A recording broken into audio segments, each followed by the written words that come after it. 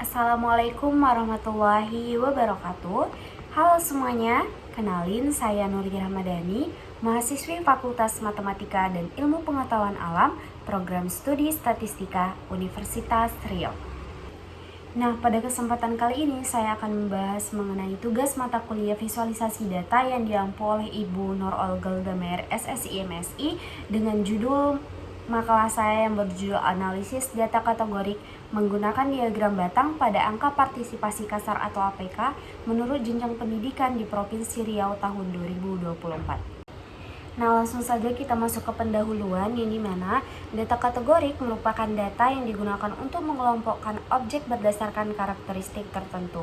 Nah, di dalam penelitian, penyajian data yang tepat sangat diperlukan agar informasi dapat dipahami dengan lebih mudah lagi. Salah satu bentuk visualisasi data yang efektif adalah diagram batang, teman-teman. Karena diagram batang dapat menampilkan perbandingan antar kategori secara jelas dan juga dapat informatif. Nah, dalam bidang pendidikan, indikator yang sering digunakan adalah angka partisipasi kasar atau yang kita sebut sebagai APK, yang dimana APK menggambarkan tingkat partisipasi masyarakat pada berbagai jenjang pendidikan dari SD, SMP, SMA, sampai kuliah. Nah, data APK di Provinsi Riau menunjukkan adanya perbedaan antar jenjang pendidikan maupun wilayah. Oleh karena itu, diperlukan analisis menggunakan diagram batang untuk mempermudah interpretasi dan juga memahami kondisi partisipasi pendidikan secara lebih jelas lagi. Nah, selanjutnya kita masuk ke bagian tinjauan pustaka. Yang pertama ada data kategorik. Nah, data kategorik adalah data yang berbentuk kategori atau kualitatif yang digunakan untuk mengelompokkan objek berdasarkan karakteristik tertentu. Nah, data ini teman-teman tidak hanya berupa angka kontinu saja, tetapi ia dapat berbentuk dalam kelompok seperti jenjang pendidikan, seperti SD, SMP, SMA, maupun kuliah. Nah, penggunaan data kategorik ini dapat membantu kita dalam memahami pola dan juga distribusi suatu fenomena yang terjadi. Nah, yang kedua ada diagram batang. Diagram batang atau bar chart adalah salah satu bentuk visualisasi data yang digunakan untuk menyajikan informasi dalam bentuk batang persegi panjang, baik secara vertikal maupun horizontal.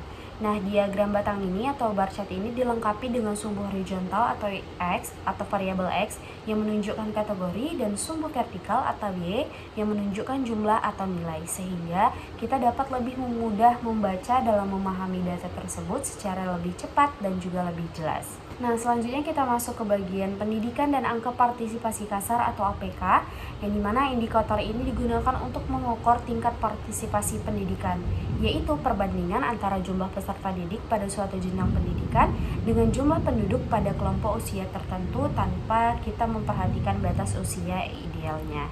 Nah, indikator APK ini digunakan untuk melihat sejauh mana sih akses masyarakat itu terhadap pendidikan di berbagai daerahnya atau di berbagai jenjang di suatu wilayah. Nah, teman-teman, setelah kita masuk ke bagian tinjauan pustaka, sekarang kita masuk ke bagian pembahasan, yang dimana dapat kita lihat nih berdasarkan visualisasi data tersebut, dapat kita lihat bahwa data yang diperoleh dari Badan Pusat Statistik, angka partisipasi kasar atau APK tahun 2024 di Provinsi Riau menunjukkan adanya perbedaan pada setiap jenjang pendidikan.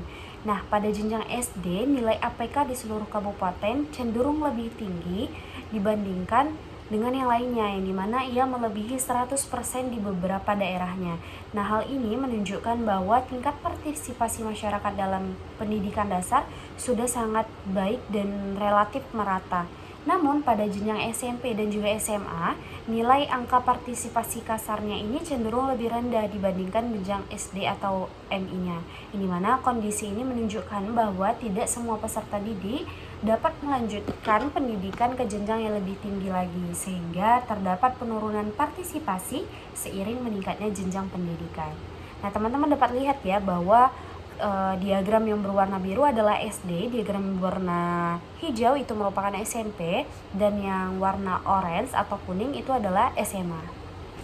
Nah, setelah kita melihat visualisasi yang tadi, kita dapat membandingkan nih angka partisipasi Kasar atau APK antar kabupaten atau kota di Provinsi Riau, yang dimana APK antar kabupaten atau kota di Provinsi Riau menunjukkan adanya variasi yang cukup signifikan.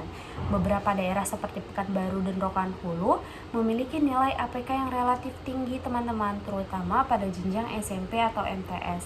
Sementara di daerah lain menunjukkan nilai yang lebih rendah, khususnya pada jenjang SMA atau SMK atau MA. Nah, selain itu juga terdapat daerah seperti Indragiri Hilir yang mengalami nilai APK lebih rendah pada jenjang pendidikan menengah atas. Nah, teman-teman, perbedaan ini menunjukkan adanya ketimpangan partisipasi pendidikan antar wilayah yang dapat dipengaruhi oleh berbagai faktor, seperti kondisi ekonomi, ketersediaan fasilitas pendidikan, ataupun kondisi geografis yang mempengaruhi akses terhadap pendidikan di suatu wilayah tersebut. Nah, teman-teman, setelah penjelasan mulai dari pendahuluan hingga sampai ke pembahasan, kini kita masuk ke bagian kesimpulan nih teman-teman. Di mana berdasarkan hasil penelitian menggunakan data dari BPS, Badan Pusat Statistik, dapat kita simpulkan bahwa angka partisipasi kasar atau APK di Provinsi Riau tahun 2024 menunjukkan perbedaan pada setiap jenjang pendidikan, di mana jenjang SD memiliki tingkat partisipasi yang relatif lebih tinggi dan relatif merata. Sedangkan pada jenjang SMP dan juga SMA terjadi penurunan partisipasi kasar teman-teman. Di mana hal ini menunjukkan bahwa semakin tinggi jenjang pendidikan, maka tingkat partisipasi masyarakat cenderung lebih menurun. Selain itu, terdapat perbedaan APK atau angka partisipasi kasar antar kabupaten kota yang menunjukkan adanya ketimpangan akses pendidikan.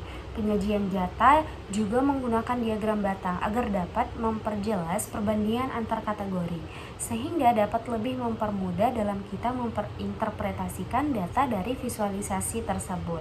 Nah, dengan demikian penggunaan data kategorik yang sudah divisualisasikan dalam diagram batang sangat efektif dalam menggambarkan kondisi partisipasi pendidikan di Provinsi Riau. Baiklah teman-teman, sekian hasil dari presentasi saya mengenai judul yang saya bawakan dengan mata kuliah visualisasi data. Jika ada salah kata ataupun salah pengucapan, saya mohon maaf. Wabillahi taufiq wal hidayah. Wassalamualaikum warahmatullahi wabarakatuh.